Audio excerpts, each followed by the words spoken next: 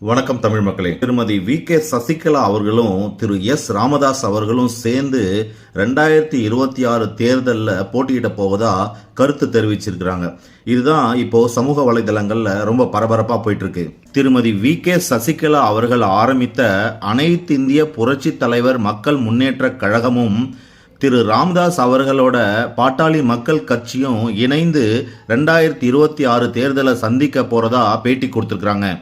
VK. Sasikala அவர்கள் தென் மாநிலங்களில் இருக்கிற முக்குலத்தோர் மற்றும் தேவர்களோட ஓட்டுக்களை குறிவைச்சு இந்த நடவடிக்கையில் இறங்கியிருக்கிறாங்க.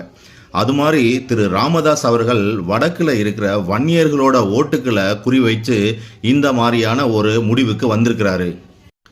தென் தமிழகம் மற்றும் வட தமிழகத்தில் இருக்கிற பெரும்பான்மையான சமூகத்தை சேர்ந்த இவங்க 2 பேரும் இணைந்து அவங்களுடைய வாக்குகளை குறி வச்சு இந்த ஒரு கூட்டணியை உருவாக்கி இருக்கிறாங்க.